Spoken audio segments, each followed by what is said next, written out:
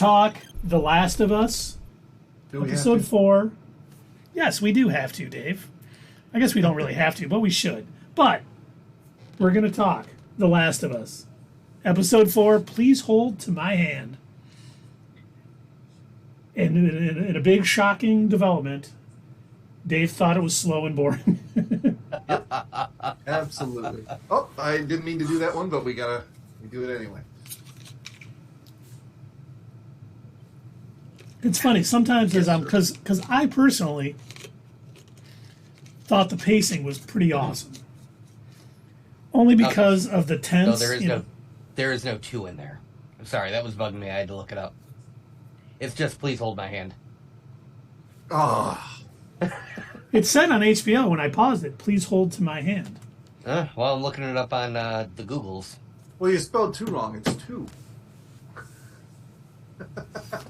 Please hold 2 of my hands. Okay. But anyway, we are talking The Last of Us, episode 4, Please Hold My Hand.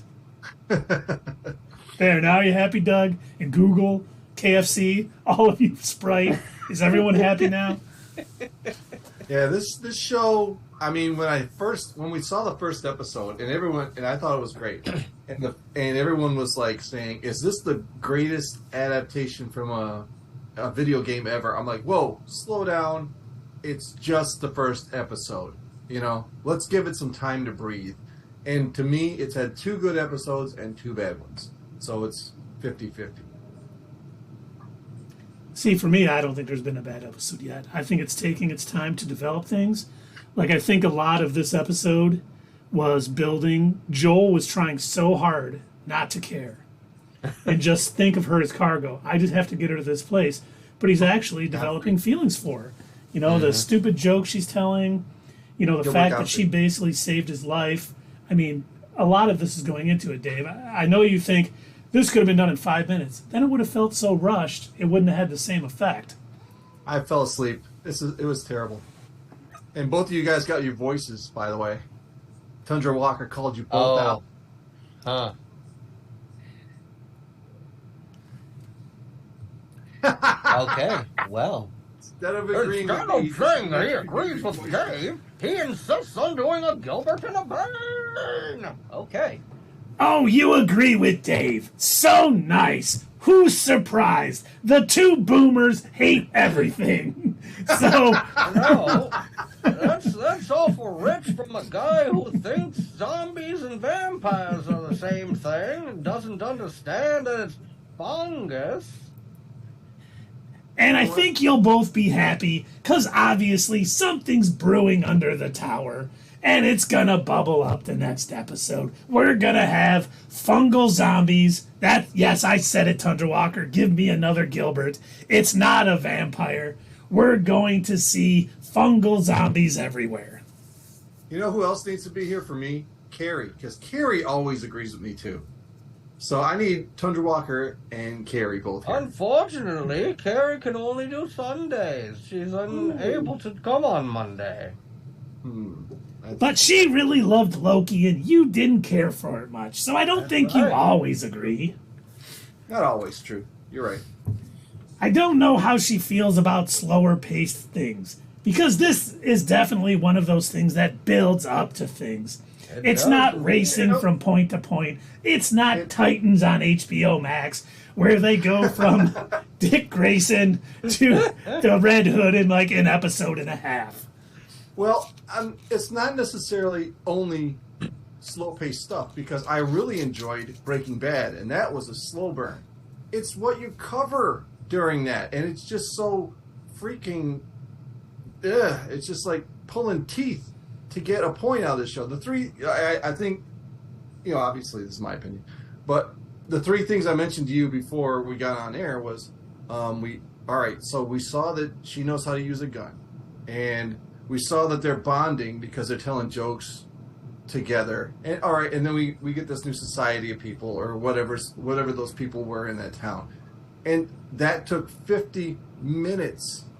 They're just dragging you across the coals, the hot coals. It's just like half of it I didn't need to watch. You're right. There wasn't an ambush. There wasn't a firefight. And there They're doesn't not, have to be. you know. Yes, there If you build it does. too slow, who cares? You're building That it was way part too- of it. They're trying to get to this place and they were attacked. Joel knew it was a trap, and she didn't even know it. There's a lot going on. You just want all-out action. You want The Last of Not Us, the necessarily that, Snyderverse. No. No. And no, to answer your question, Tundra Walker, the KF console is not a pasta maker. Unfortunately, there's only one, and I have yet to receive it back. Gee, I wonder what It's should a be frap. done about that. Perhaps someone should be blown up. I think crushed. someone should. And you know who should? That Kathleen lady. You know, they took down the QV zone, and then they're like, oh, look at this cement is bubbling over. Let's hush it up for a while so we can catch this kid and his son. Great thought. That's not going to go backfire in any way. Good thinking. They should just bring back the Kansas City QV zone. What about her killing the doctor for spite? Yes. What the hell was that? You need a doctor, just like that was the thing on The Walking Dead too. If you got a doctor, you know, he could give you attitude, but yeah, he's still a doctor. He still took that oath, and he's still going to help you to heal people. But I you know, think so it got- in her. Well, she's trying to get information out of him. He won't give it to her, and he knows that he's got the cards. But then when she just goes out and sees somebody who's about to die anyway, and like, can the doctor help him? No, he's too far gone. Boom. I'm like, oh my god, that didn't require that was no forethought whatsoever. And that just goes to show that she makes mistakes. Just like, you know, pushing down the information, what's going on in the basement of that building. It's going to come not back a to haunt her. mistake. You make decisions rashly, and they come back to haunt you. Characters That wasn't make a mistakes, rational Dave. decision. You That see, wasn't though, a rational gentlemen, decision. That was a stupid decision. in her Exactly. mind, it That's a wasn't character. mistake That's- at all. That's what I think you're failing to understand. What is happening here is this is not the QZ. These were a rebel group. They destroyed They don't need the a doctor. QZ. They don't need And a the doctor. doctor... the Okay, our doctor time's was up there, turning- Doug. Oh, the doctor was turning on. The doctor was reporting people, and she was trying to find out who else that he had reported on or who he had possibly called. The whole idea behind her shooting the doctor was a power move. Because at the moment, the only way that she held control over these rebels was by proving that she was willing to cross the line, to do what they wanted her to do. And they wanted to get revenge on everybody that had made their lives miserable, even if it didn't make logical sense. Even if they needed a doctor, they wanted to point fingers and they wanted to put blame. And they knew that the doctor was part of the Fedra group that were torturing them, and so they said, screw it, who gives a shit if he could help us down the road? We don't care about the big picture. We're only thinking about the here and now. We don't like this dude. And so she figured, look, your only thing that's going to save you is if you can help this kid. You can't? Great, then you're dead. You're useless. And I think I mean, they I even can see hinted that on a being little bit. plot point. They even hinted on a little bit, like, this world has changed people.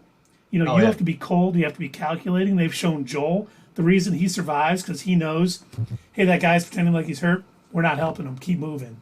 You know, and she kind of has that same thing. And we see this innocence in Ellie where she's like, have you ever heard anyone that was innocent? And he's not going to answer because, of course, he has.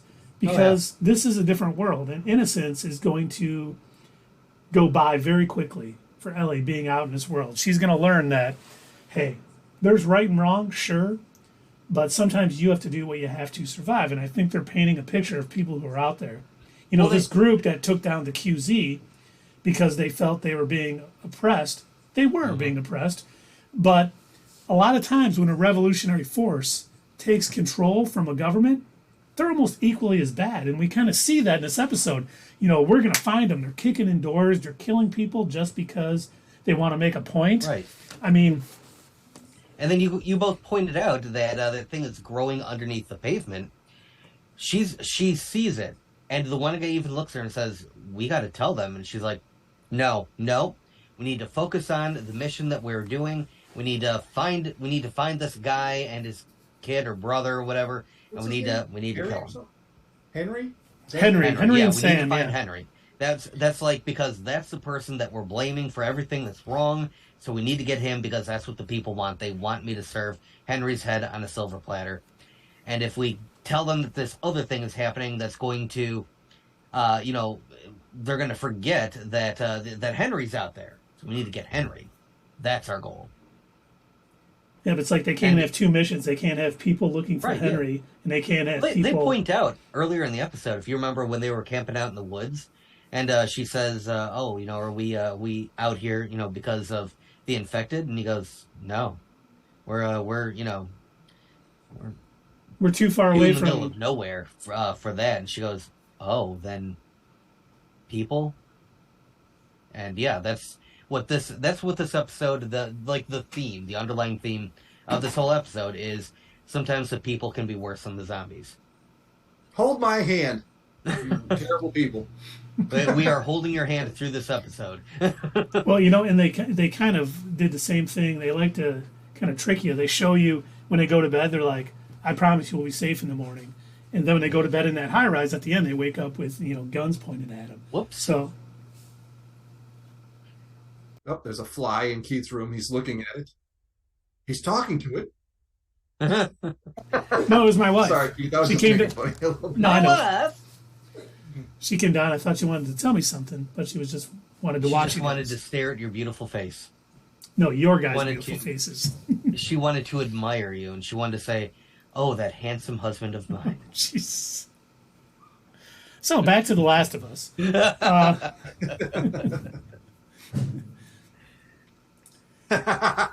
She heard you pitching this out. But I mean, I think we're going to see Joel. Joel probably team up with Henry and Sam. And I got a bad feeling that they're all going to have to pitch in to try to, fight down whatever fungal zombies are coming up out of that thing to try to help save anyone they can. And I wonder if they're trying to set up, and once again, I haven't played the game, if Joel is almost going to be a folk hero from places he visits. Because even though he's gruff and he says he doesn't want to help, he's very Bill in that way, he ends up helping people. And I think he's going to leave like a legend about himself as he goes through Very each of these towns. Mandalorian. Yes, very Mandalorian, exactly. I just thought there's no way he's going to leave this town if all these people are being attacked by fungal zombies without trying to help kick as out many as he Thunder can. Walker. That's enough. Just kick him out. He's banned. He's Blade to the fungal vampires. No, but would you, if you were in his position and somebody came walking up and said, "Help me," and you were in his position, I would do the same thing. I'd be like, nope, Yeah. this is Well, I set mean, up." he did that in episode 1. You remember when he was driving with his brother and his daughter? Even before everything had went down, those people were stranded on the side of the road. And he said, no, just keep going. And his brother looked at him and was like, are you sure? He says, there will be other cars. I'm worried about our family, not these other people. That's right. Yeah, You and really in that situation, that's how you got to look at it. Yeah. in that world, you definitely have to think of you. Oh, yeah. And then First of all. especially in that world. And the fact that he pointed out that he used to do that stuff himself. Yeah. And when she shot him, she kind of did the doctor a favor anyway, because who wants to live in that kind of world anyway? There's really no coming back from it. So she just made his suffering less. Mm-hmm. We even get that, when Ellie asks Joel, when he's like, I don't have hope or anything, and he goes, then why even keep living? If there's no hope or anything, why? And, that is a great point. He must have some hope or some, whether it's guilt over what happened to his daughter to try to make someone's life better. And, obviously he's doing that with Ellie now, but something's keeping him going. And, she's kind of bringing more and more out of him, as they travel more. He's laughing at the diarrhea joke, which... That was a good one, though. Which, Yeah, of course, it was. Keith laughed at, too. I did. I heard liked of that it. one, too. That was funny. But I loved when he answered the joke for her, and she's like, did you read my book? He goes, no. You just know jokes, everyone. People know jokes. And, I kind of enjoyed, it's almost like he trusts her with a gun now, obviously. She came out and shot the guy and kind of saved him, which if you watched last week's review, we kind of told you that would happen. breaking away from the game a little bit. But it also, left a scar on her too. She's a really innocent little girl, even though she said she's hurt somebody before, which, she didn't want to talk about. But you could tell Joel really wanted to hear that story. Mm-hmm. But he was still, okay, you don't have to talk about it. He's not the best. Oh, let's talk about your feelings, let's do this. But he at least knew enough to say, okay, I'm going to hold off on this. How many years did he kind of like turn himself into an antisocial guy, just like kind of shoving all of his emotions down, keeping away from people, throwing kids onto burning piles, That's what I do now. That's a good point. The infected, they're throwing them into the fire. That's got to do a lot to someone's psyche. Oh, here's some dead body. Yep. And do you once again, the bubbling thing under the building, do you think that's actually people, or do you think it's the actual, it's just the fungus that's growing through? Do you want to know from the game? In a second. I want to hear what you think first. See, I think it's more like the fungal vines breaking through, and maybe it's bringing people there now because it sees a weak point. So some of the zombies are going to kind of break through, but it was the fungal lines that they talked about that really found the weak point in the building to get in there. Yeah, that's what I think too. What is it, Doug? So it is basically like a boss zombie from the game. They're called bloaters. And they are just like this. They're really, really big. And they're almost completely fungus. They can't see. It's just like a whole bunch of mushroom. In a couple of times that you see them, it kind of looks like a couple of bodies have combined and fused together. And so you'll see one long arm and then kind of tiny little arms coming off of it. And it is super hard to kill. They're Cronenbergs. Basically, yeah. So it is a giant, again, at least in the game. I do not know if they're going to go that route for the TV show. It might be more along the lines of what Keith is saying, where it may just be the vines. Because they may not, think, hey, we don't need a video game boss in a TV show. But, yeah, in the game, it's a bloater. Well, it might be a bloater, because think about it. They are going to need something that they all need to kind of gang up to take down, because I do think by the end of this, I think Henry and Sam aren't going to still be hunted by We the People, whatever the rebel group is that took down the QV. I think there's a good chance that they all have to work together to save everyone's lives there, and then they're going to, obviously Joel and Ellie are going to move on to find Tommy, maybe even get another vehicle to keep going. But I do think it'll be something like a game boss to bring all those people together, because that militia is pretty well armed. If it was just like a normal zombie or maybe a few, I don't think they'd have any trouble taking them out. It's got to be something special that's going to bring everybody together.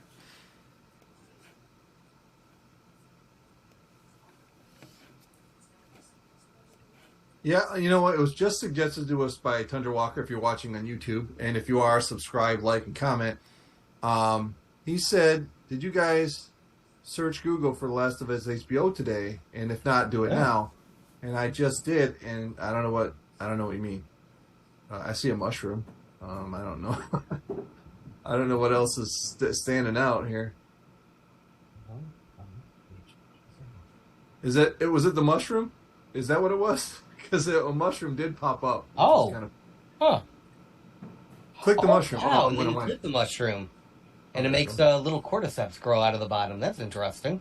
Oh, look at that. Oh, and if you click it again, it keeps growing. Are you guys infected?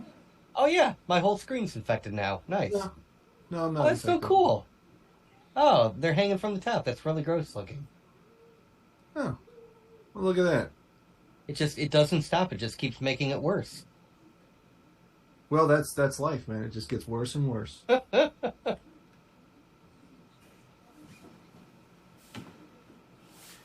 I was looking at who that Sean guy was. Shawn Mendes? No. No, man. Not all of us have teenagers and still listen to Shawn Mendes. Yes, not all of us still listen to Shawn Mendes. Oh, he does. Oh, I'm sorry, Doug. Sean, where have I seen Perry before?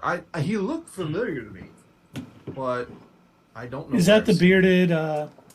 Yeah, the guy who was like, we got to tell people. He did look familiar. He looked like one of the Saturday Night Live guys or something. I can't remember who I thought he looked like. It wasn't him. I thought he looked like somebody else for a while. You know what I thought he looked like? I thought he looked like what was his character name? But on the Rings of Power. What, Gandalf or whatever? Wait, no, Rings of Power. I didn't finish watching that. I don't know. And yes, I did see the Mario SNL skit with Pedro Pascal. That was fantastic. I still haven't seen all of. I didn't even see Fatherly Fandom joined us. Hey, welcome, guys. Yes, welcome. Always a pleasure. Them. And Lyle Crocodile was a good movie. I took my kids and wife to see it. We enjoyed it immensely. But yes, and Tundra Walker, I did not stay up for SNL either. It's on Hulu the next day, so I was able to watch. And some of the skits are on YouTube, so you can catch it up there. That was like the first thing that I saw when I went on YouTube the next day was Pedro Pascal Super Mario Kart, and I was like, oh, all right, this should be interesting. Wow, this guy isn't even listed in the top 6. It was funny. It kind of reminded me of the 90s Super Mario Brothers movie. It did have that aesthetic. It did look like the 90s movie. I think they did. I hope they did it on purpose. It seemed like they did. I have a feeling they did. Yeah. But yeah, it was nice to see Pedro Pascal on SNL. I think our channel is going to become a Pedro Pascal Stan account. So hey, why not? I'm cool with that. I mean, I like him, but I wouldn't put him in my top actors or anything. I don't think he's incredible. That's because you just can't appreciate the bedroom talk, David. Well, I mean, what else have I seen him in? I've seen him in this. I've seen him Wonder in Woman 84. Which was terrible. So that's a markdown. But he wasn't terrible. I thought he was. Lloyd Owen. Okay, I'm going to find out who he played. You're on a mission. I am. And who did he play in? I'm sure Keith will recognize him by name on the show, if I could get to that. You guys continue to talk amongst yourselves. Dave's on a mission. You better just listen he's looking to for a song because it's all about dissing. You should type that into Google. The Last of Us, that one bearded dude. What else has that bearded dude from The Last of Us been in? Hey, Alexa. Don't say that. You'll set off my Alexa. I still remember. I think it was a Super Bowl, probably like 5 years ago. Whenever it was, they had an Alexa commercial. My son, who was like 1 or 2 at the time, he's like, I want to watch a Super Bowl with you, Daddy, and promptly fell asleep on the couch next to me. And, the sound was down. He was asleep. He was fine. And all of a sudden, the commercial was like, hey, Alexa. And it's like, what are you asking for? And I'm like,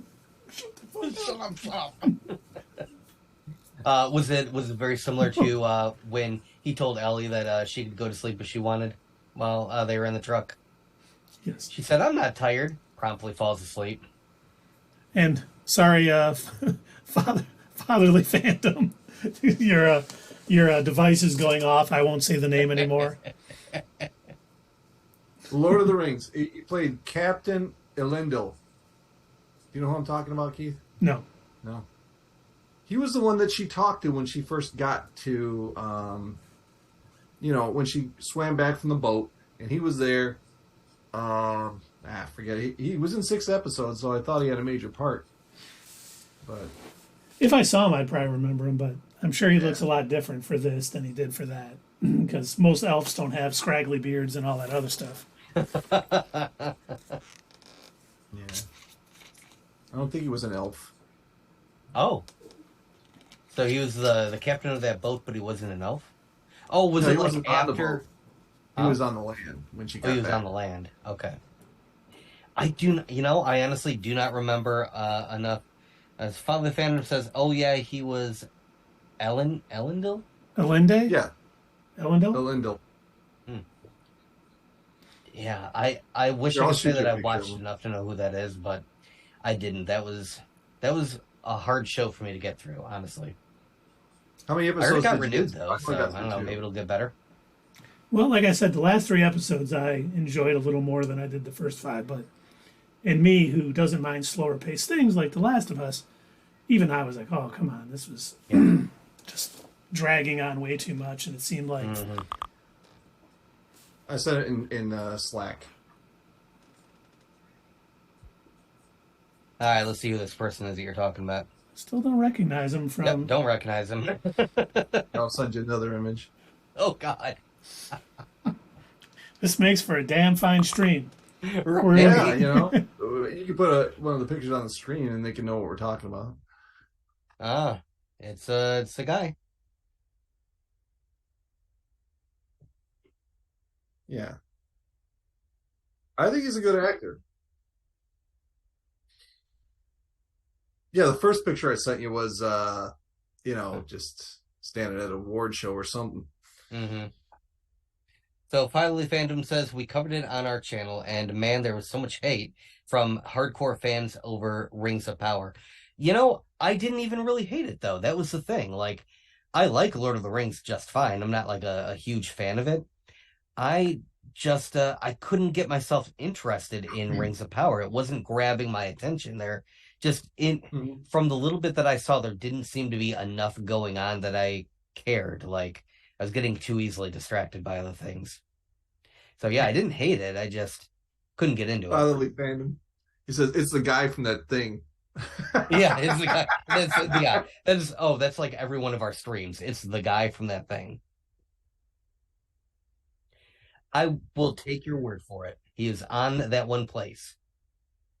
You know, the guy. You were saying, I love the Lord of the Rings. That was one of my when that came out. I missed the first one, and then my friend of mine got me into it, and I loved Lord of the Rings, the movies, and then I couldn't get into Rings of Power. One, of course, because it was so damn slow. It was so damn slow that Keith made a comment about how slow it was, and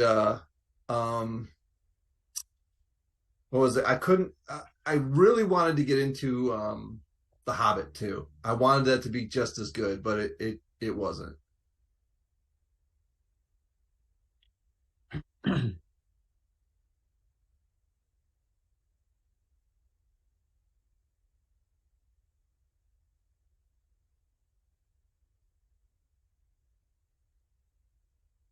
Keith, you're muted.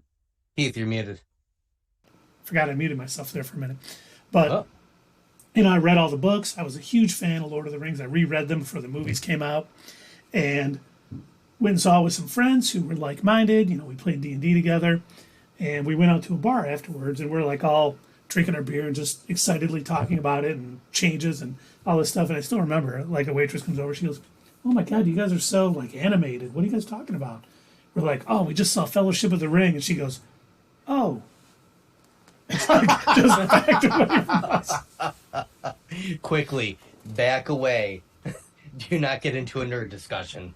And, yeah, I agree with fatherly fandom. I mean, The Hobbit was one book.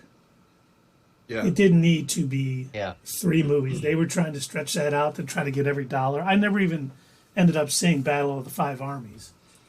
I was like, I saw The Desolation of Smaug, which I was like, okay, this is just a money grab, and it just so turned me off. I couldn't even see when the last movie came out.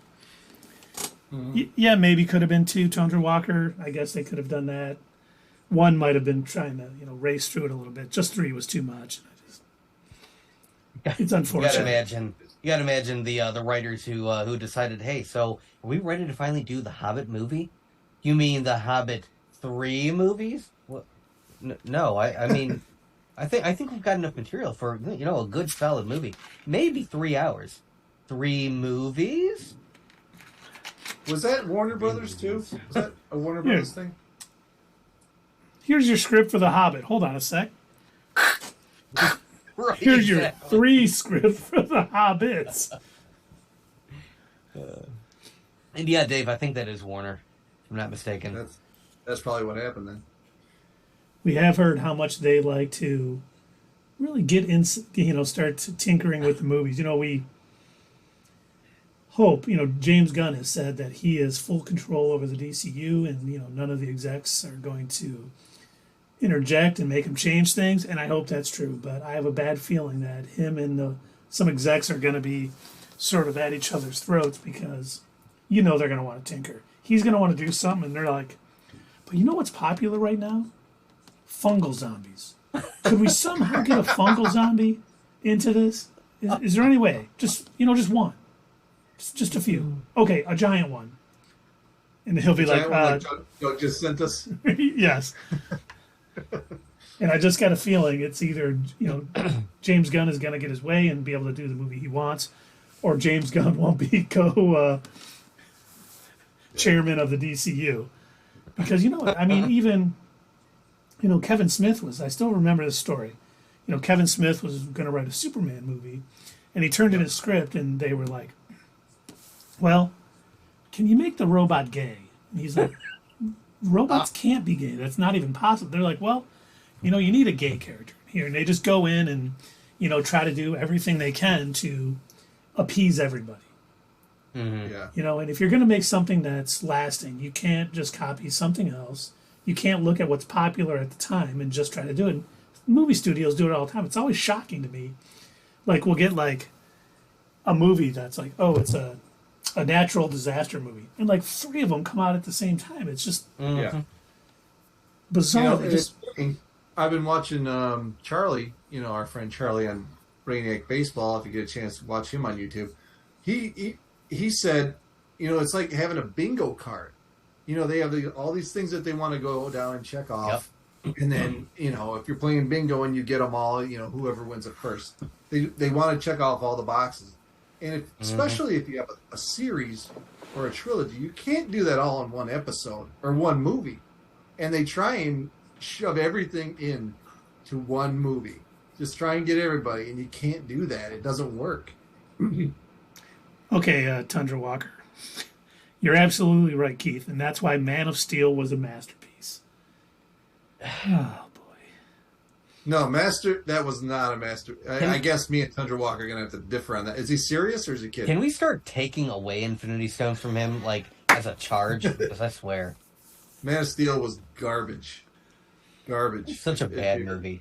I mean, okay.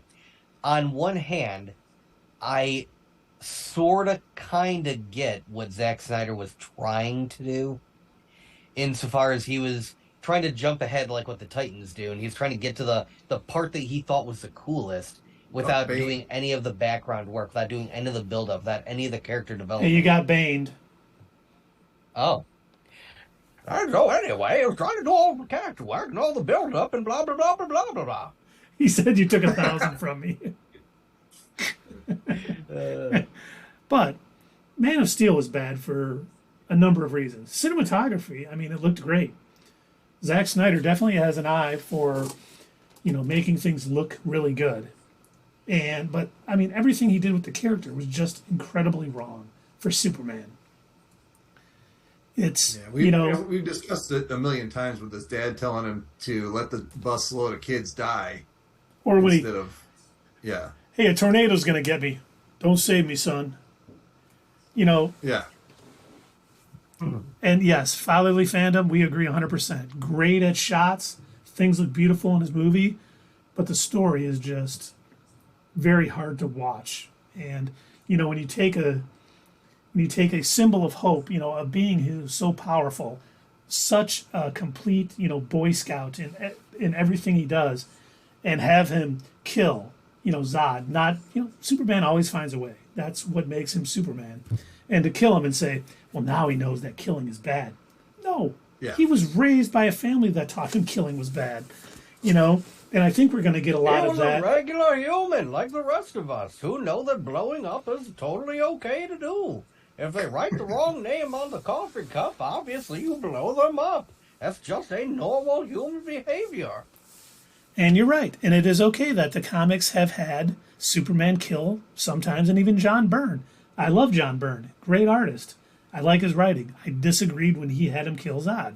I don't think that's the right way to go. It's just like Batman killing. Batman became Batman because his parents were killed in front of him.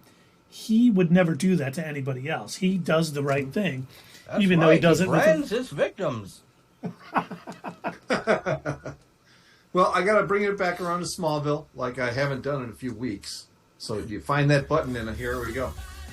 Even on season 8 in Smallville, there was an episode where Chloe, and this is why I'm bringing it up, because Zack Snyder said he loved Smallville, that and he did have a lot of Smallville references in the Man of Steel, but he watched the same show, but he didn't get it because there was an episode where Chloe was possessed by By the cult she joined, yes. Brainiac.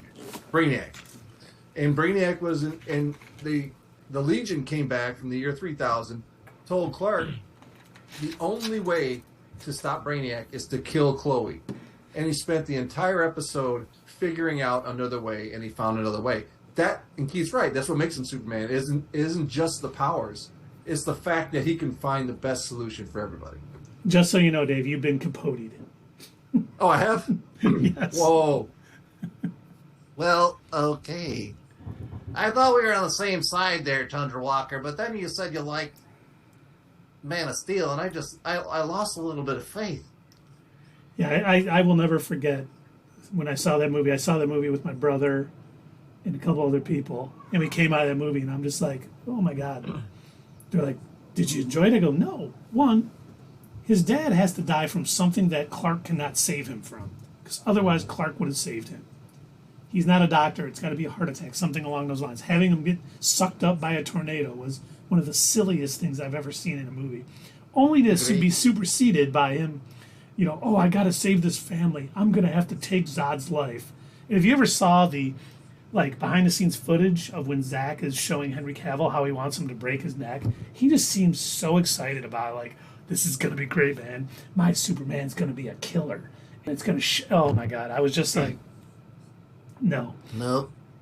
No, sir, you don't understand the character. You can go ahead and make a Batman movie, but you can't make Superman kill. Well, Batman doesn't kill either. And it's funny because you always get people, well, But he's what about Captain America? He kills in the comics. Yeah, he's a different character. And no, you cannot keep remaking Superman 2. I'm not saying you should, but it's lazy to think you have to change Superman to make a good movie. I'm not saying Batman killed. I'm saying he was dark, that Zack Snyder could handle the dark. But he doesn't know how to do a light, happy superhero character. Tundra Walker, I think when he was gunning people down in the cars in the warehouse scene, I think he was killing people. That was not a dream sequence. I must say as well that you can't put all the blame, as much as I wish that you could. Hey, Doug, your bane is over. Oh, good. You can't put all the blame on Zack Snyder. That's the thing. He did not make great movies. Batman v Superman, terrible. Man of Steel, terrible.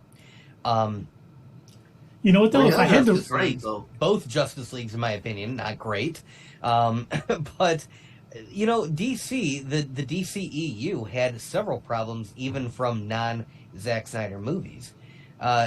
You could even tell with movies like Aquaman how bloated it was, how it's like they felt they needed to throw everything in all at once, like what we were talking about before, where it's like they're not content with just telling one little cohesive story. It can't just be his origin story. We also need to throw in, we need to check off the bingo card. We need to throw in Black Manta. We also need to throw in the Ocean Master.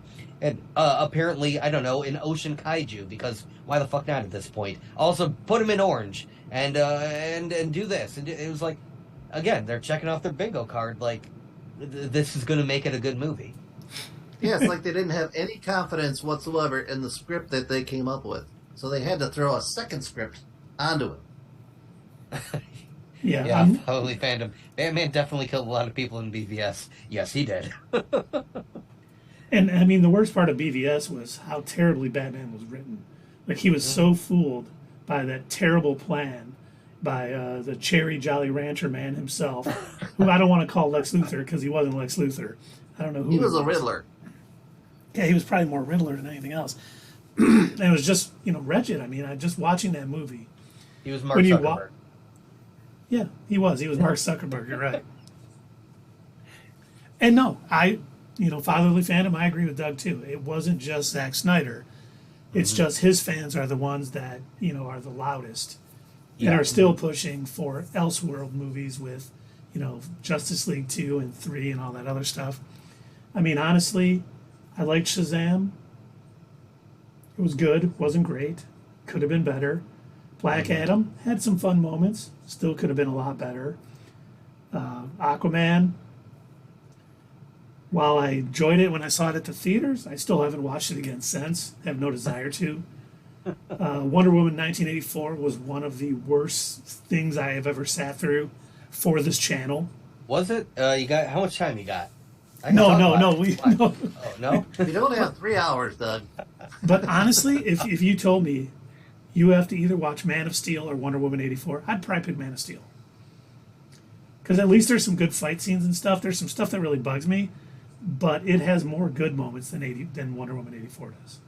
The best part of that movie was Wonder Woman being in that movie. Batman versus Superman. Yeah, I guess so. How old is your daughter, Fatherly Phantom? She loves Aquaman, probably for other reasons. She'll want to see Lobo if he is actually cast as Lobo. And Tundra Walker finished Harley. Looking forward to the Valentine specials. Yes. When does that come out? Is it coming out? It's coming out this Friday. It's got to come out before Valentine's Day, doesn't it? I don't know. I figured it would come out like over this weekend, and I checked and I didn't see it. Yeah, it's not out yet. I wonder if it's coming out on either the 9th, because there's no way it's coming out after. So it's either going to come out on Valentine's Day as a special, or a lot of the shows on HBO Max, drop on Thursday. So maybe the 9th. We'll have to keep an eye out on that because it should be coming out soon. Yes, she's 10. Huge crush on Jason Momoa. So you've probably seen that. Oh, February 9th. Thanks, Tundra Walker. That's this Thursday, folks. Go on to HBO Max this Thursday and watch. Oh, Dave, you're done too. Halloween. Your Capote has ran its course. Okay, good. I had two timers going at once. This Thursday, make sure you watch it, but not before you watch us. We're more important. That's right. We could review it. Is it what time is it coming out? It'll probably drop, 3 a.m. Morning, yeah. Well, Yeah, we could talk about. We all get time to watch it. We got two episodes of The Bad Batch. We got the Valentine's Day special, and then we got me falling to my death in The Force Unleashed. On purpose that'll or be my an last hurrah here at this apartment because I'm moving Friday. We will be absolutely celebrating Dave's last day in his apartment. Absolutely.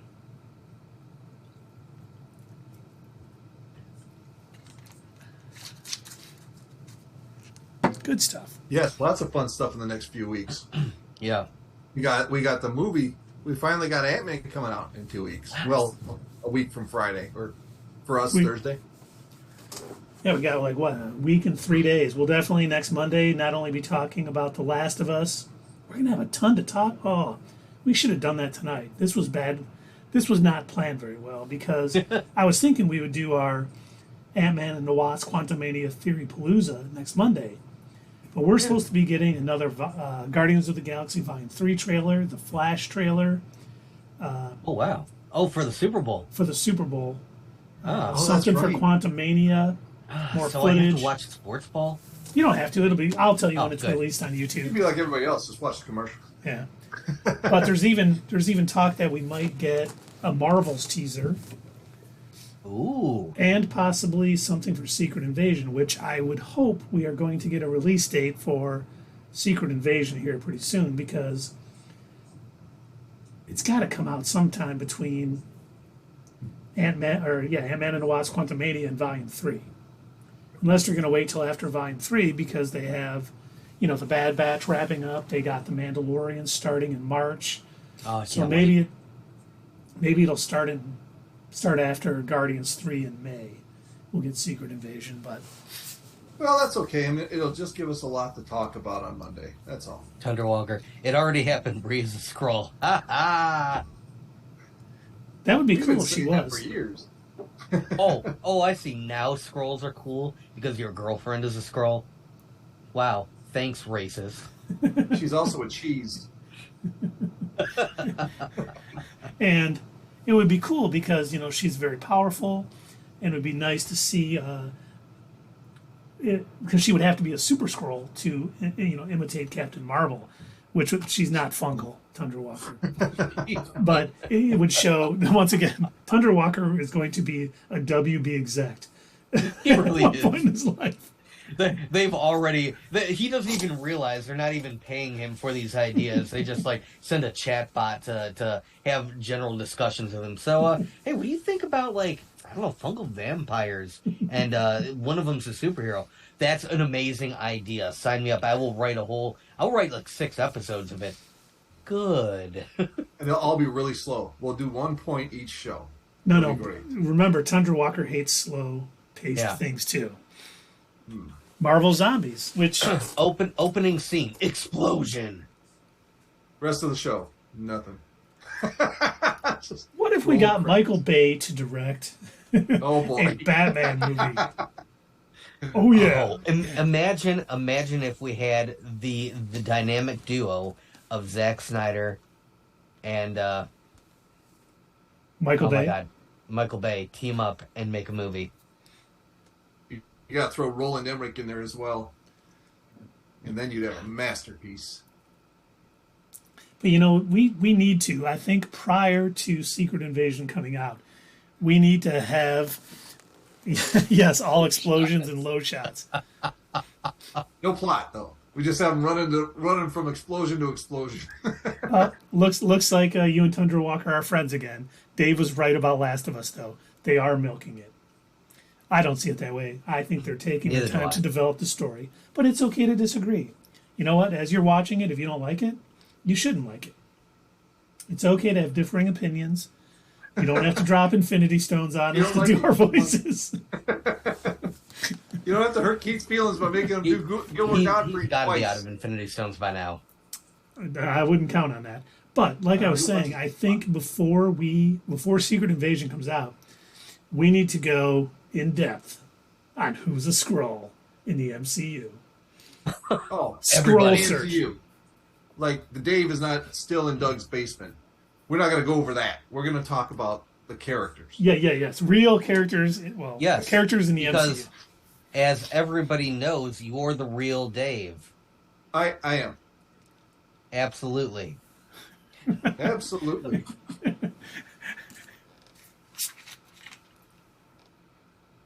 Wow, you drank that liquid just like a regular human. And I like it. Keith is fully deserving of another Gilbert, but he needs to be able to talk tomorrow. Thank you. I'm sure my coworkers will be happy I can talk tomorrow. I literally talk for my job. You don't have any sympathy for me. I think he thinks that Gilbert is rougher on the vocal cords than Vane. Yeah, it is. When are we going to add the Arnold voice and the and you guys' other voices? I don't know. That's a good question. I was just going to jokingly today before I was going to make all of the voices 20,000 Infinity Stones as a joke. But then I got pulled into a meeting and couldn't get it done, so. Maybe that'll be our post Super Bowl Monday episode. You'll update the voices. That's a good idea. So Yes. Doug is going to do Emperor Palpatine. Dave is going to do Arnold. I don't know if I have any other voices besides Gilbert. You do. have to I've heard think you of do others. You know that cop on Family Guy? That guy. You ever seen that guy? You've never seen that guy? Doesn't ring a bell. I'm gonna arrest you for. Oh, and the dude with the board coming out of his head? I think he's got something. He's a cop, and he's just like, I don't know. I'll get his name. Huh. I enjoy doing that voice. It's funny. Oh, then that'll be another one for you. I'll send you a clip. Tundra Walker says Keith doesn't watch Family Guy. It's too mainstream. That is not true. I enjoy Family Guy. I just don't record it because a 6-year-old in our house who is very tech savvy would be watching it when I wasn't looking. And I just want to make sure that doesn't happen. He wants to be like Joel with Ellie. He wants to keep his child away from bad things that would ruin his poor little mind. That's right. Even though his 14-year-old sister shows him stuff like that all of the time. That's what siblings are for. Yep. She's corrupting him. She was the one. Now, this was one of my favorites. She told him that this means, I love you. So he does that to you all the time then, right? No, she would do it to him. And he was like, "Aw, thanks, Tessie." And she would just walk away laughing. That poor kid. Did he ever figure it out? Yes, he learned. Oh, he learned it at school. Oh, no. The worst place. No matter how much you try and protect them, they're going to learn that stuff. And yes, this video should definitely be called Tangent Time. Well, yeah, I mean, we're going to spend 2 hours talking about one episode. I don't know, unless Doug's got his thing up his sleeve. You got your announcement? Oh, I mean, they weren't like gigantic announcements. They were just like stuff that I had, told you guys about earlier. Let's hear it. But yeah, we can go ahead and talk about them now if you guys want. Sure. All right, so couple of things in the world of Star Wars. I don't know how many of you folks have heard, but Mark Hamill is going to be selling off a bunch of his signed objects, including posters. And the reason why this is relevant, or why this is kind of a big deal, is he has not done this since The Last Jedi, as the last time he did it, and also he's doing it to raise money for the war effort in Ukraine. So he said, like, hey, anything that's going to help out, anything that'll be able to go towards the cause. This is originally reported on Politico, and then obviously, a couple of other websites did their own treatments of it. You're able to find the article on like IGN and a couple of other places as well. But yeah, I thought it was kind of interesting that he's decided that he wants to do this. This is a cause that he believes in, and I have a feeling that obviously these are probably memorabilia that he's held on to for a while, and that he's signed, so they're going to go for some big bucks. So how many do you have in your cart, Dave? 17. 17 of them, okay. 17. I got lightsabers. I got posters. Mm-hmm. And Fatherly Fandom says, Mark Hamill always being a real Jedi. Yeah, he really is. That's a legend right there. Even in the face of Star Wars writers, yeah, he's more Luke Skywalker than they know. And sticking with other Star Wars news, it was also reported in a couple of different articles across the web. Liam Neeson did an interview with Men's Health, I want to say, and they were talking general things like, absolutely. Thanks, Fatherly Fandom. So Liam Neeson wait, hold did, on. Oh. People in the chat have to cash in money for that. Yeah. Oh, Infinity Stones. Yeah, you have to cash that in. I wish. I don't have. I do not. Twitch up. Tundra Walker asks if any of us can do a Mark Go ahead. Hamill Joker voice. I wish I could, but no, I cannot. I can't. Oh man, the Mark Hamill Joker voice, that would be great, but that would also be really rough. I don't even know if Mark Hamill can fully do that anymore. He's not gonna. He said he's not gonna do it anymore. One, because of Kevin Conroy. But I don't know if he could still pull it off. Is what I'm saying. Even in the more recent, what was that movie? The Killing Joke. He didn't quite sound the same. No, and I think it's partial his voice not being able to do it anymore as he's getting older, and because his buddy's gone. Yeah. But anyway, back to what I was saying before we immediately went into tangent time, as we do. We should rename the channel. We're not your status quo. We're just tangent time. Yeah. So Liam Neeson did a video interview with Men's Health, and he said he does not plan to return to the Star Wars franchise to reprise his role of Jedi Master Qui-Gon Jinn. He said he thinks that the story has already been told. He doesn't feel that there's anything more that needs to be done or anything else that needs to be said about it. And so, apparently he just has no interest in playing the character again. Now, when I mentioned that to the fellas earlier, Keith had said, well, there's a possibility that he might return to it in the event that, he sees that it would be worth his time. And that could be the case. It could be just like with, oh my God, what's his name? Wolverine. Yeah, Hugh Jackman. Hugh Jackman. He said that he was never going to do Wolverine again. And then, sure enough, he gets convinced to come back and pull off the role again. So, he's saying that for now, but that doesn't guarantee that he's never going to do the role again. He may come back in some form. Tundra Walker is absolutely right. He said that's such BS. Like he wanted to do 12 Taken movies. He's absolutely right. If the money is there, he'll do it. If it's a good role. Yeah, that's what I was going to say. He already has reprised his role. Yeah. He did it in Obi-Wan. And I don't know if that means there's no season 2 of Obi-Wan. It could mean he's not in it since, at the end of that season, he kind of, got back his Force juju a little bit and was able to see Qui-Gon and, commune with him or whatever. So we may get an Obi-Wan season 2. Maybe Liam Neeson isn't in it, or he's saying this to bump up his cameo money from Lucasfilm.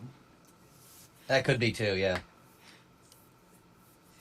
All right, and the last thing that I thought that we should talk about, and I think this is a little bit more personal to those of us that are constantly going to see a bunch of movies. I know, Follow the Fandom, you review movies as well. Check out their channel if you haven't. Great reviews, great breakdowns. But yeah, we're constantly going to the theater so we can see these movies, be able to, enjoy them, first and foremost, because we're 3 huge nerds, and that's what we love to do.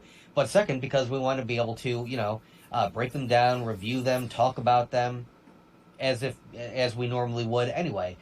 But the thing that we don't often talk about is the reason why we make our specific choice in movie theater. We've got, like, a lot of major movie theaters around us. We've got your Imagine theaters, you've got your MJRs, we've got your AMCs, and that's what this next article was about that I came upon. And it's one of the things that I've been complaining about for years, like over 10 years. We have a local AMC theater here in our hometown that, even though they see, the writing on the walls, and they know that they do need to compete. You'd think they know that they need to compete with the other movie theaters. They refuse to. They absolutely refuse to.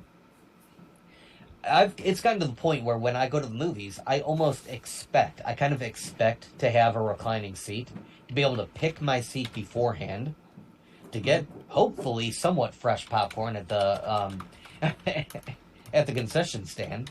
But yeah, these are just things that I've come to expect because most theaters have modernized. Most of them have decided to improve themselves. Not all AMC theaters, though. For some reason, they don't feel the need to do that. And they've decided to recently take it one step further.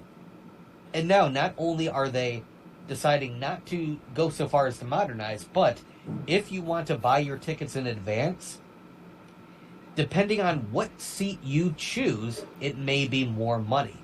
And they're introducing something that they're called sightline pricing. So depending on where you're sitting in your seat, if you have what they deem a better sightline to the screen, they will charge you more money. And I hope I hope that it's just AMC doing this, and that, Imagine and MJR and Phoenix Theaters, I hope they don't jump on that and think, oh, hey, we didn't think of making money that way. Who would have guessed? I hope they don't jump on this too, and that this is just some weird greedy move by AMC. Well, and you're right, because the cheap seats that have the worst line of sight aren't going to go down in price. The better seats are going to go up in price. Right. Exactly. And didn't they say that they were going to charge more for how popular the movie is as well? Yes. They're the ones who said that too. Yep.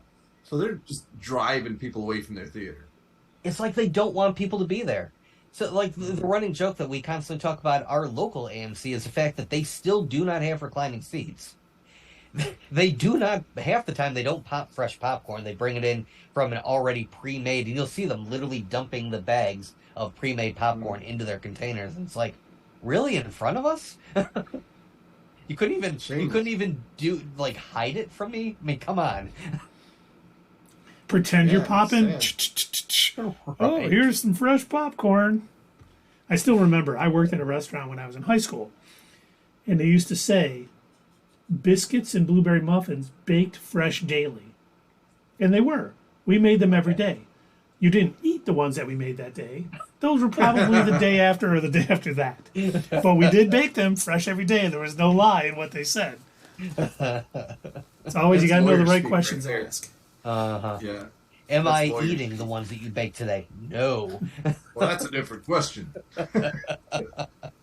No, we made that one last Monday. So, Thunderwalker, we only have an AMC. Oh, dude, I am sorry. And Hopefully finally, it's- Fandom says, theaters are definitely struggling, and it's sad to see. Nothing beats watching a movie on a big screen with a bunch of fans. Yeah, I completely agree with you. We could not wait to get back to the theaters. I will say, the only plus side to not seeing all of the more recent movies in theaters is we did not have to pay to see Wonder Woman 84 on the big screen.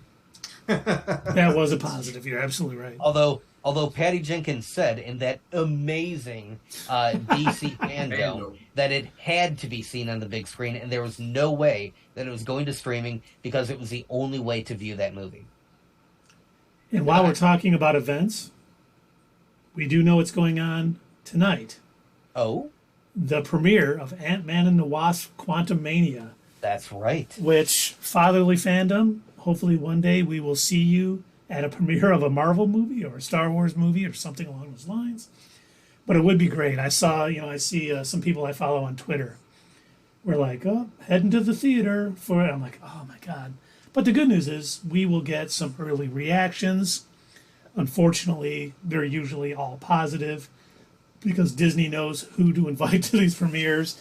You know, it's really hard to discern how good the movie's going to be after this first round after the premiere, because everyone they invite that sees it, they do invite some YouTubers. I know that New Rockstars gets invited.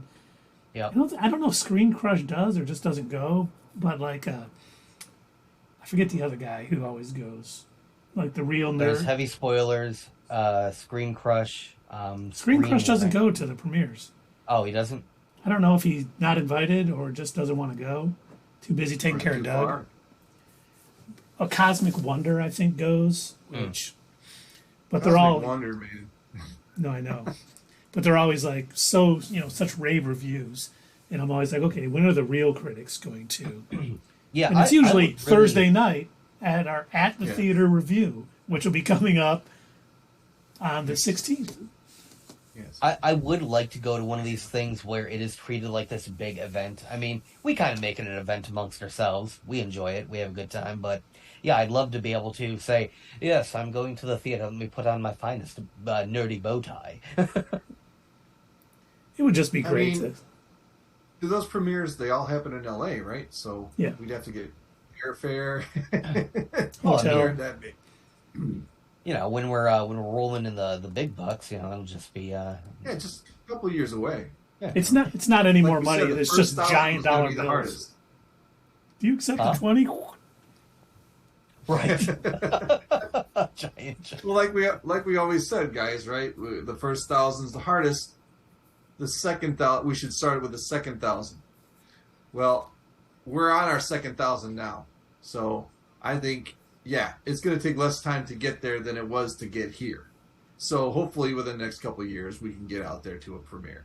It would be nice. Even, some of the things, all of these videos drop for The Last of Us right after the show ends because they got screeners. It'd be nice to be sent screeners so, we could review a couple episodes at the Disney shows before they come out, the Star Wars stuff, even though some of the stuff, like Mandalorian, does not send out screeners.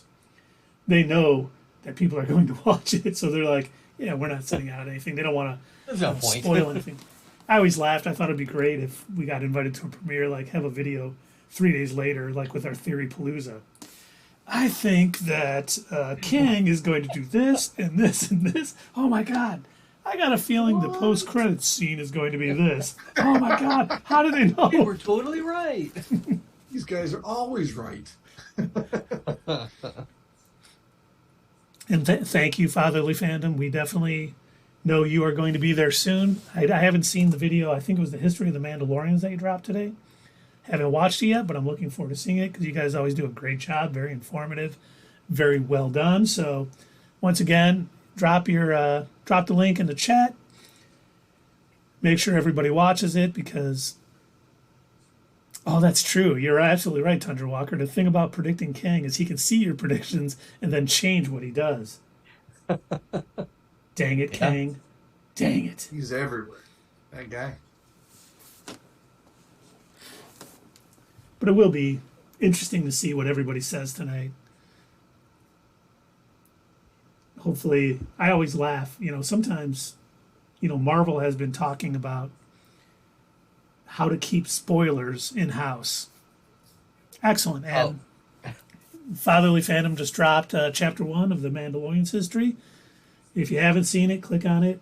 Mine's in my watch later, so I can watch it maybe later tonight or tomorrow. But always posting Star Wars on Mondays. On YouTube as well. But it'll be interesting to see. Marvel has been talking about how to keep spoilers a little better. Don't tell Tom Holland anything. True. Yeah. But they've said they're going to. They're not going to invite friends of because they would always have the big premiere with all the celebrities, but they would also have a premiere for everyone who worked on the movie, and they were allowed to bring family and friends. They're nixing that. Oh, really? Yeah, and they're talking about maybe doing stuff like not showing some of the post-credit scenes at the premieres. So people, because it'd be how hard would it be if you see it? Just tell one of your friends, hey, post a spoiler on 4chan or Reddit, or it's a a burner account. Stuff gets out there, and I personally don't like seeing spoilers before seeing a movie. I hate when I'll go to a website or something, or I'll be on Twitter, and I try to get up early to watch the Marvel and Star Wars shows before work. So you have to. Yeah, or it's spoiled instantly, and nothing's worse than scrolling and seeing, oh my God, and I'm just so mad.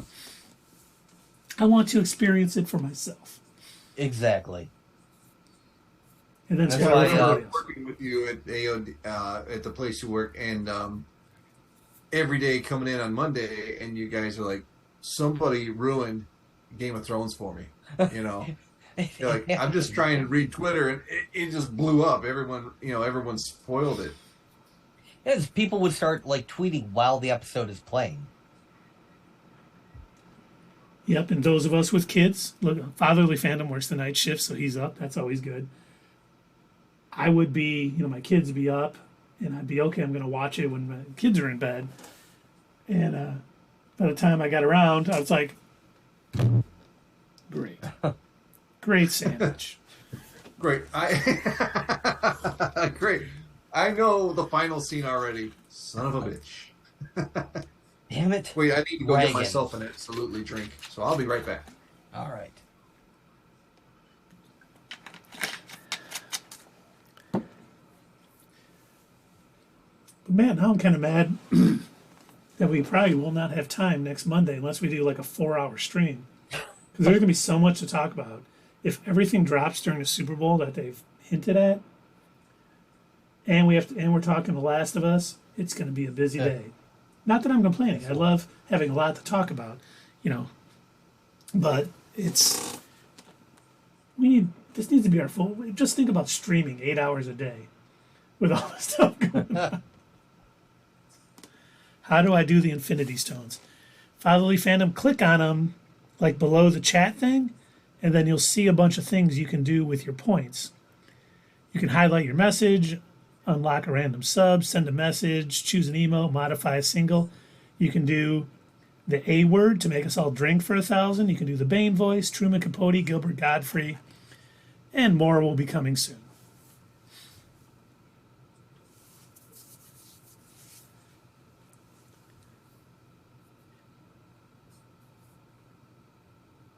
I have to wonder. I'd have to look into it, but I wonder if it's possible to update these little icons that you see on the ones on our custom ones that we've made. Oh, you can. We can update those icons. Mm-hmm. All right, maybe that's something that I'll put together.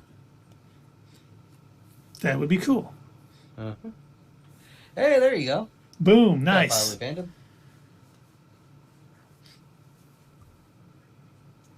Yeah, that was going back to talking about spoilers. That was one of the things You just redeemed it absolutely. Oh, huh. Thank you, sir. That was one of the things that I used to hate about it. If I didn't watch an episode of whatever the big thing was that that folks were always talking about.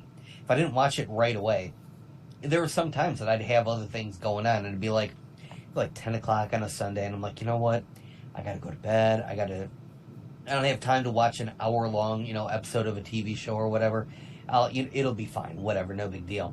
Monday morning, oh my God, did you see? And did you hear what? And oh my God, I can't believe that. And I was like, God damn it, would you please, really? I can't. Give me 24 hours. I still remember that. Like that with Breaking Bad with you guys too.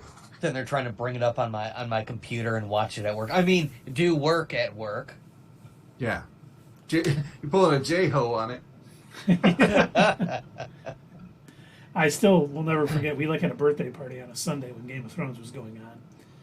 And so I didn't watch it that night. And of course the next day, it's like I'm just walking by someone's cube and out spoiler comes and I'm just like, oh, yep.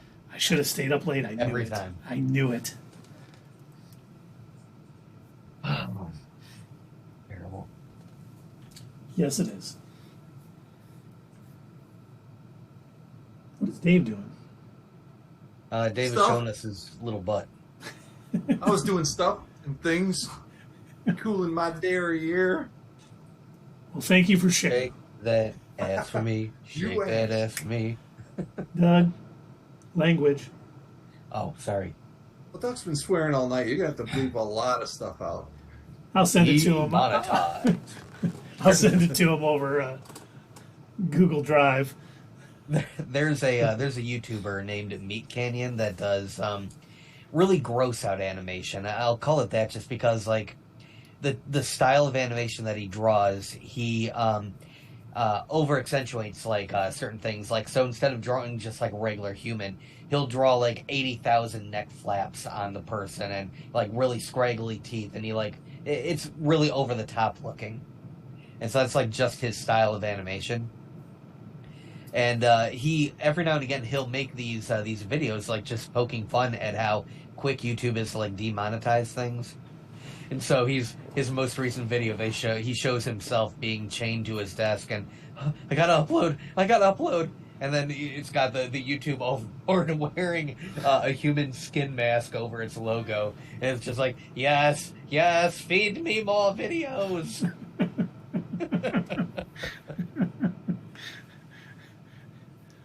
Oh my God. What? I don't know what that is. I don't know what What is he's that all talking about? about. I don't either. I mean, he's got me baffled. Craig Falusi? What's that? Quick, Google it.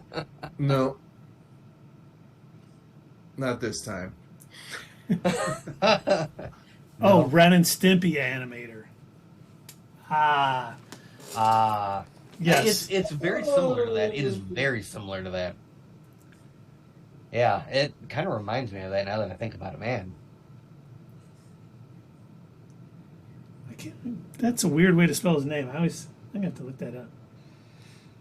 We used to love Ren and Stimpy back in the day. So did I. Okay, so I will never understand this. My parents would not let me watch Beavis and Butthead, but they let me watch Ren and Stimpy. They must have never watched Ren and I think Stimpy. Stimpy was worse. Oh, it was. Dude, I still Yeah. crack up at Beavis and Butthead sometimes. They were just so incredibly well written. Just being Didn't they come dumb on? kids. Didn't they have a show recently, or was it just a movie? I think it was just a movie. Beavis and Butthead. They had the Just Beavis and movie. Butthead, yeah. No, they also had a rebooted show too. Oh, was a show also? Yep. Yeah, Didn't and they last very they long, split though. it into two segments. The first one they aged them down and made them younger, and then in the second segment they were in their late 30s, early 40s. Oh, nice. And yes, Mike Judge is brilliant. I loved King of the Hill. I still, to this day, I worked at my last job before the one I had now. I was doing network administrator work. And whenever something would go bad with one of the servers, we had something go down or anything, I would always blame it on Rusty Shackelford. And that was Dale's alter ego. One day, it was like one episode, and he's cashing a social security check for Rusty Shackelford. So that was my go-to. Server's down. What happened? Well, Rusty was supposed to be updating it. I don't know what happened. So are you looking Rusty, forward? and you also got Cletus. Cletus was also your go-to. Yep, Cletus the slack-jawed yokel. Yep, always. You are you looking forward to the reboot of King of the Hill coming on? I am. I still, one of my favorite things on King of the Hill too was when Bobby was caught smoking. So his dad made him smoke a whole pack of cigarettes, and then he goes, "Bobby, am I gonna have to have you smoke another pack of cigarettes?" He goes, "I think that you do, Dad." Like, he was craving them so bad. He's like, "Yeah, punish me, punish me." That totally backfired. And then now the one thing that they're also bringing back. What's that, Dave? I was just reading Fatherly Fandom said maybe the Heat's other boy should be Hank Hill. Oh, can you do a Hank Hill? Damn it, Bobby. No, I don't think I can. I'd have to work on it. Will it have an adult Bobby? I don't think it'll have an adult Bobby. I do believe they're going to be, basically because I think the whole thing about King of the Hill is they're all just stuck where they're at, and that's, like part the of the Simpsons. charm. Yeah, exactly. I kind of hope they do age up Bobby. I think that would make it more interesting. But one of the other things that they are bringing back, and I don't get it, they're also rebooting Futurama, or not rebooting it. I guess they're just bringing it back for more episodes. They're bringing that back to Hulu too. And I thought the last season that they aired, where it was like that one long movie where they were trapped in that time loop, that was an impeccable ending. That was one of those few, like, every now and again, Futurama would put out an episode that I'd be like, oh man, my allergies are really acting up. That was one of them. And I thought that was like the perfect ending. And when they announced that they're bringing it back, I'm like, but should you though? That's a good point. I was happy when I heard it was coming back because I loved Futurama. But you're right, that the way they ended that was dang near perfection. That was almost like that was them coming up on the Statue of Liberty on the Planet of the Apes. and now we've moved on to the scene. What have you done? You dang dirty apes. You blew it all to hell. And yes, I could do a Mr. Burns. Excellent. Yes. Oh, hey, there you go. That should be a sound clip. We should add that to your board. You got any spaces for it? I do. I just played Homer yelling nerd. Just for you guys. We need add a little soundbite of Michael Jordan saying, "Stop it. Get some help." When he's talking about gambling addiction. You should do that anytime you don't agree. That button's going to be worn out on my phone. Real quick old man moment. So, have you guys noticed how many? Have you guys noticed how many commercials and ads are out for the different online gambling and casinos and everything? Oh yeah, every I NFL have game, caught myself. every commercial break. I've caught myself saying on more than one occasion, that's it's going to lead to problems. These kids are gonna have a gambling addiction, and then I'll realize that I'm saying this stuff out loud, and it's like, oh no, I've become my parents. I'm turning into them. It is. Every sports game you see that's on every commercial now. It's sad. I think You can do a trifecta. Who's the first touchdown? Who's this? And you'll get your money back, guaranteed on your first bet. Yeah. Yeah. Where have we heard they give you your first thing free before? And that's why we Drug need dealer. Michael Jordan to come back and say, "Stop it." Stop. Get Oh, some wow. help. It will lead to problems. Several small businesses here changed hands when we got a casino. Oh, really? And that's the thing, I know a lot of people, I've always been good about saying, here's my disposable income. If we go to a casino, I can lose that, nothing more. But even now, I never go. I would rather do something I want with my money than losing it to an air-conditioned building in the desert. With all the phone games that trains the kids, inevitable. You're probably right, Tundra Walker. Online poker on your phone. Yeah, and then they just want to go to the casino. I mean, yeah, it's going to cause problems down the road. They weren't raised like we were. I was raised that, like, exactly what Keith just said. If you got something you can afford to lose, then that's it. Other than that, you do not Budget your gamble. money. There's people, this is training people to gamble all their money away. My 19-year-old nephew, when he was over for, was it Christmas maybe? We were watching football. He's like, oh, I just missed out on my trifecta or my parlay. I'm like, what? He goes, yeah, I'll put parlay. He works at, I forget where he works. Oh, Jersey Mike's. He was like, yeah, I'll put $5 on it, just see if I can win. I'm just thinking, I hope he's good enough that he doesn't get into trouble with that because, some people can't handle gambling. Some people can't handle alcohol, things like that. And with how easy it is to gamble now, at least before you had to make such an effort.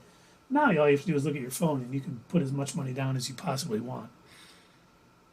I like what Thunder Walker said.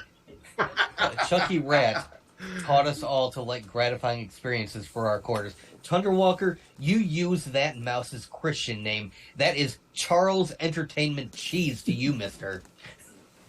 Yes, the E stands for entertainment. I was No, assuming that was not real pizza Oh, that boy. you ate. You shouldn't know that. Are they still in business? They are. I don't remember. Yeah, there's one in Canton. Yeah, we actually, Sully had a day off and he wanted to go there. And I still remember somehow we did something. We got a bunch of like gift cards to Chuck E. Cheese, like right when the pandemic started. And you couldn't go in and, play the games, but you could order the pizza. And we like had $150 in gift cards for something. I can't remember what it was, how we got them. And they were like, just go buy a bunch of pizzas. Yeah. And I was Trying to like, pay you off. oh, great. It's like, Daddy, aren't you going to eat pizza? No, I got a sandwich over here. Okay. And yes, this segment is brought to you by the KFC Sportsbook. How much you want to bet, like, when we put this on YouTube, or even people who are watching this that aren't subscribed are probably seeing ads like that? Yeah, oh, I'm sure they are. How did KFC Sportsbook survive the pandemic? No, I think or Chuck E. KFC? Cheese. I do think they survived some pandemic loans, possibly, but they were selling takeout. And it was funny, the one time when I went up there, they had multiple orders. So I think there was a lot of people up there, and they just survived, three workers pumping out some pizzas for people, which I never understand. Their pizza to me is cardboard and tomato mush. It's just not good. It's the cheapest pepperoni you can find. As soon as you cook it, it just folds up like a contact lens. It's almost meat. It's very nearly like meat, but not meaty enough to be considered actual meat. It's MEET trademark. Right. I wonder, it'd be funny if they were like the only business where everyone's like, oh my gosh, we got to disinfect, and Chuck E. Cheese is just like, wait, were we supposed to be doing that all along? Who knew? We started the pandemic. Yeah, In the we're ball just pit. not going to do that. Yeah, it's the stuff that was too cheap Are to we- put on Little Caesars. God. Frozen on my screen, guys. Is it frozen on yours? Uh-uh. No, Okay. I'm good. it seemed to be good. There's an awesome SNL skit on It's Almost Pizza. The fungal zombies originated in the quicksand balls. They probably glad- did. You're finally calling them fungal zombies. Thank you. Because he knows. It's good to He knows he see was wrong. some character development today on Not Your Status Quo. It was a You know slow what? burn episode. It was a slow burn call episode, it- but we got that much needed character development. Call them Fugazis. Yeah, that's a great band. It is. Yeah.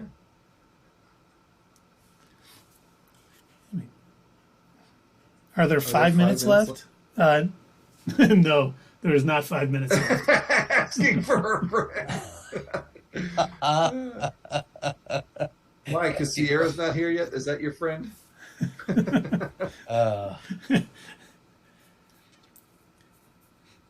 Oh, I know. I can't wait to up the Infinity Stones. Oh, please do. we need to boost our economy. That's right. There's poor, dark elves creating these Infinity Stones. I now and finally understand. Capitalism is the true god. We need to raise the prices. Inflation is king. That's right. And yes, Fatherly Fandom, we are going to stream Jedi Survivor when it comes out in April. I already asked for the day off it comes out from work. So maybe we'll do a day stream to get it started.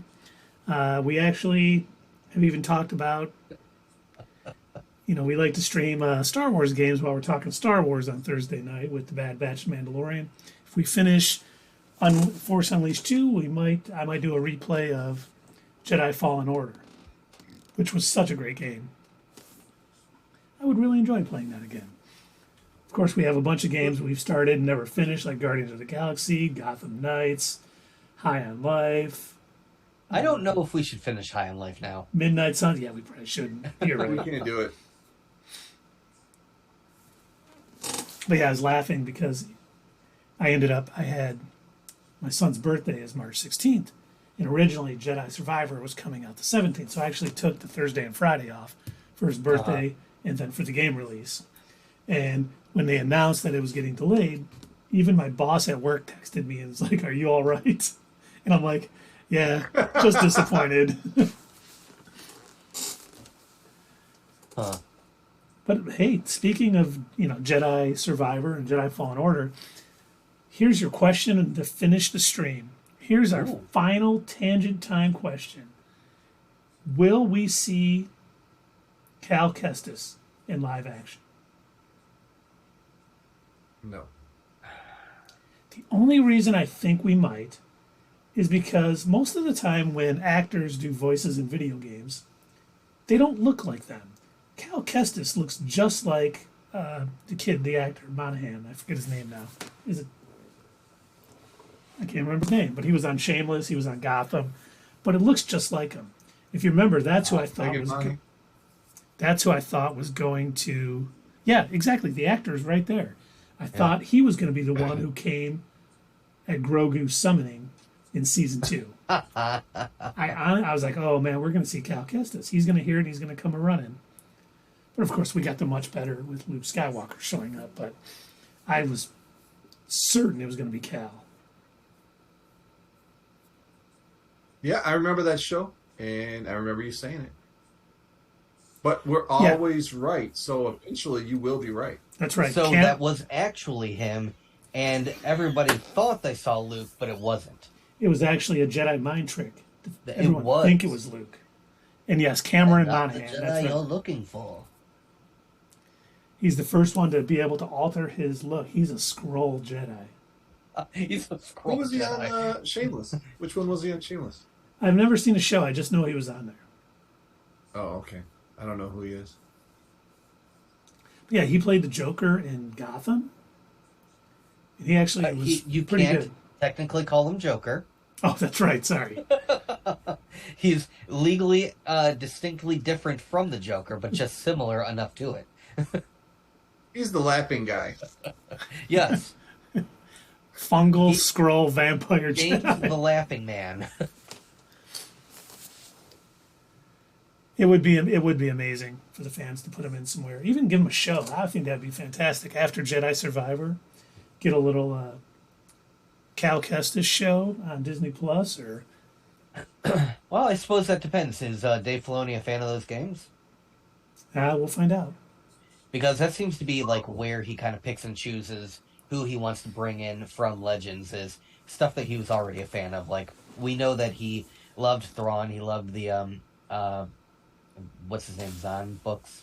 Yeah, Timothy Zahn. Timothy Zahn. He liked those books, so he really wanted to see Thrawn in something. He was a fan of the storyline that we ended up seeing in Mandalorian season 2 of that one dude on Tatooine. So he reworked the character a bit, but he brought him over.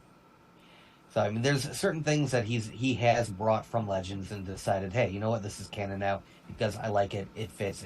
It can still work in Star Wars. So yeah, if he's a fan of that character and of the storyline from the game, he may very well decide, hey, you know what, it fits within one of these shows that we're making. Yeah, and Fatherly Fandom, he fits into the age range where you could make some, he's in the age range where you could make a lot of future projects with that character. And of course, it is between Revenge of the Sith and A New Hope, so that'd be new. But yeah, the new Thrawn books are great, and I know the Timothy Zahn trilogy that came out back in the 90s. All I remember is I was a huge Star Wars fan growing up. And then as I got older, I was like, who cares? And no more for me. And I remember I was in the Marine Corps, and I got Heir to the Empire. Like it was in the bookstore at the E Club or whatever. Not the E Club, but what the heck is the little store on base called?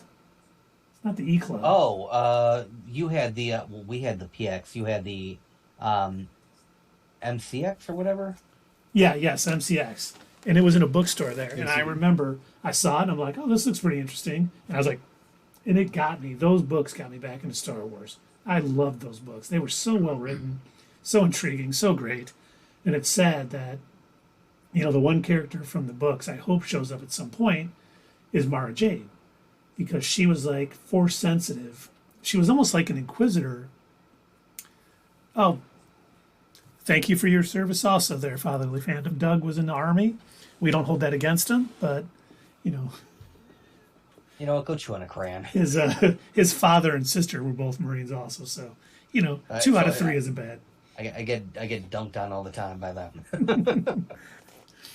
But, I'd love to see Mara Jade because she was like the hand of the Emperor, where she did special missions for the Emperor, and then obviously she kind of got out from under that, and she married Luke Skywalker and had kids, which we know is not going to happen in canon. But it'd be nice to see because we know, a lot of, the Inquisitor stuff was working with Vader, but the Emperor had other things going on, so it would make sense that he would have cloning.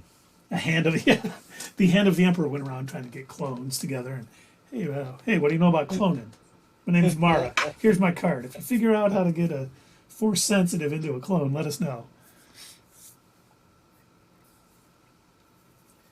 But we might be too far past getting Mara Jade in. But she was a great character. She was that very gray Jedi-esque. She was force sensitive, but she did, for the most part, what would benefit her the most at the beginning. And then as she got to know Luke and saw, what the light side was, she kind of came over. And could be very interesting. If it was done well, it would be very, very good. I know I said this in a previous videos, but I would still love to see a live action Vader series. Just like watch him like progress from, the early days of the Empire and just, kind of see what he's doing as he's going around hunting Jedi, building his castle on Mustafar. And honestly, I would really love to see, I don't know how they would pull it off now, but I would love to see them recreate that story from the comic where he basically, him and Grand Moff Tarkin decide, you know what, we mutually respect each other, we're going to fight. And Grand Moff Tarkin decides that he's going to kind of like just take off into the woods and Vader has to hunt him. Yeah, they had to ignore the Zahn sequels because, they took place right after Return of the Jedi. And there's so much that happened that we didn't have the young actors to do it in the movies. So I understand why they did it, but they could have done those would have been a lot better than the sequels we got if they would have done that. You can get different. You know what? I was watching a video not that long ago about somebody brought up how it's funny that they did a CGI actor for Luke and the CGI actor for Grand Moff Tarkin in Rogue One, and those movies did really well in the box office.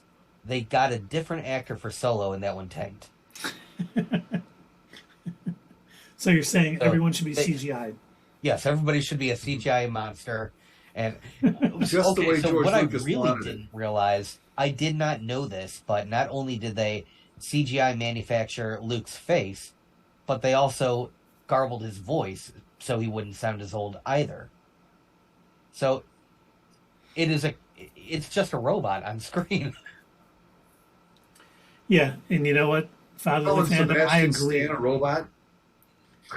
I agree. I think they can redeem a lot of the old books in the sequel trilogy during the Mandalorian time. Oh, that'd be great. And I've said many times, I think we're going to get a lot of the Thrawn trilogy in the Mandalorian time. Like when he finally shows up in Ahsoka and we find out what's going on, I think it is 100% going to take a lot of elements from, like, Joruus C'baoth, the crazy Jedi clone from the Thrawn trilogy. That's in the first one.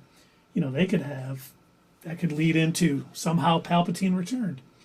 The first Jedi clone or the first Force sensitive clone they made outside of Omega, went crazy, and that's how they could they could bring that in. That way they could do a lot that takes from that trilogy, and I hope they do because it was great. Superman 1 made $300 million at the box office. Yeah, in 1978, that was like huge. Yeah, translate that to today, that's like 2.1 billion. Oh my God, if they had C'baoth and Bad Batch this season, that would be cool. Fantastic. You know what I would really like to see? Finally Fandom dropped a Bane. video recently. Huh? I said Cad Bane. Oh, yeah. Finally Fandom dropped a video recently about the history of the Mandalorians. I would love to see something diving into, that like way back when, that early history that we don't know that much about. Kind of like going about how they started, what they, the very first Mandalore. I'd love to see more about Tar Vizsla, the creation of the Darksaber. I think all of that would be very interesting to see in whether it's like a Clone Wars style animated series or something. Do you think we'll get a lot more history about the Darksaber and Mandalore during this season of Mandalorian? Because it does look like we're getting a gathering of Mandalorians at some point. I hope so. But if they wanted to do like Doug's saying and make it a series, they have 1,000 years to work with, so they wouldn't have to lead up to anything. They'd have a lot of room, so that could be a really good show. Yeah, and it doesn't. There does not have to be a single Skywalker. Right. That's what they got to do. I think they will. Agrees with you too.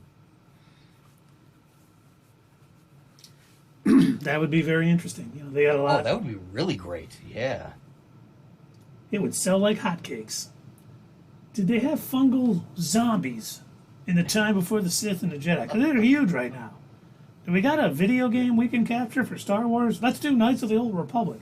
Video games are all the rage now. Fungal zombie pancakes. That's what they have. They have pancakes. They were actually Skrull pancakes. Knew it. That's okay. I was trying to remember in my own head, Finally Fandom, what the word was for the early Jedi, and it's Jedi or something like that. I don't know how it's pronounced. Well, yeah, from Tython. Yep. Where Grogu called out to Cal Kestis. Yeah, that would be and really oh my God, Tundra Walker, it would not be a Star Wars Rings of Power. Please do not curse the Star Wars show with that. And today we are discovering space travel in this episode, and we will spend the entirety of the episode walking to the spaceship, starting up the spaceship, and then going into space. That episode was an hour and a half long. Star Wars has enough of their own stumbles. I mean, they're not stumbling lately, but they've had their own stumbles. They have. They don't need to add the rings, the Lord of the Rings stumbling to it. And that's fatherly fandom. I liked that the early Jedi, or I don't know how to enunciate that correctly, they balanced between the light and the dark. It wasn't like you're Bendu fully as well, light yeah. or fully dark. You kind of used it all because the Force is everything. Saying you should only use the light side of the Force. That's not using it all. It's using like 10% of your brain. Mend the living. Keep your mind on the Bendu living was force, awesome. young That's Padawan. Yes, That's Bendu a was character awesome I in forgot Rebels. about. I forgot about Bendu. Yeah. And we look forward to your video later on.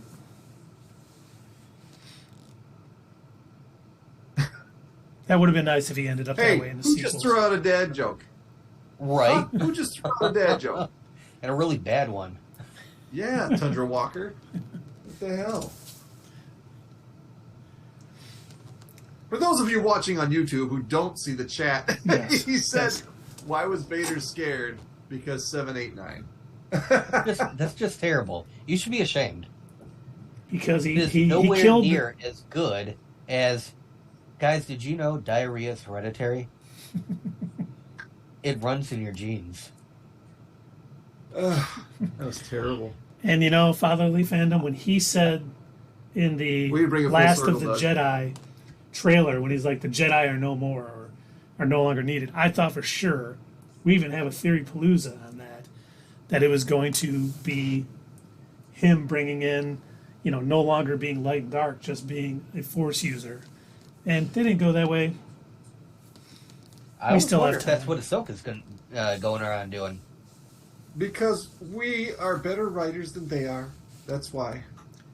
Well, we come up with good ideas. I like to think I'm more like maybe a George Lucas in a sense. I might be able to outline some plot points. If I had to write the You're an dialogue, it idea would be guy. terrible. Well, well, if you go back and you look at our Theory Palooza, or whatever we called it back then, for Rise of Skywalker, or back when we were calling it Rise of the Skywalker, because we didn't know what the title was, we came up with a pretty good movie. And then all of a sudden we saw the preview with Palpatine's voice, and we were like, oh, Oh. well. Oh. And all I could think Palpatine, huh? of is, I Retch can't wait that to see out. them retconning everything to lead up to this point. Yeah. These guys have their work cut out for them. But yeah, we had this grand idea that the term Skywalker was going to be used like a noun, and that was going to be what a gray Jedi would be. And I think that would have been great. What's Yeah, your they're name? They're not Jedi, they're Skywalkers. What's your name? Ray. Ray what? Ray Palpatine. Ray, none of your damn Lightning business. crackles. Yeah, that would have been a nice touch to have all of the Jedis after that, or Force users called Skywalkers. I hope the Skywalkers come and save the day. I don't know. I don't They don't know. believe in light and dark anymore, so I've got some dark side stuff to do later. Maybe I'll save the day. We'll see. More Witches of Dathomir, more stuff like that. That's what Star Wars needs. We'll tell you. they need some more Savage Opress. Savage Opress. Savage Opress. Hey, we need to redub that. Give it the Oh, most hick accent ever. Savage Opress. First off- Hi there, brother Maul. Tundra Walker, I think redoing the sequels would be great. We will be doing a back to the editing room at some point on the sequel trilogy and how we would have it happen. And the Chris call their Force-sensitive navigators Skywalkers. The Chris is who is the race that Thrawn is from. I did not know that. Was that in one of the books? I did not know that either. Either. I Neither. didn't know that. Neither. And don't forget to hit us up at Twitter, leave a comment down below, and we will see you next time on Not Your Status Quo.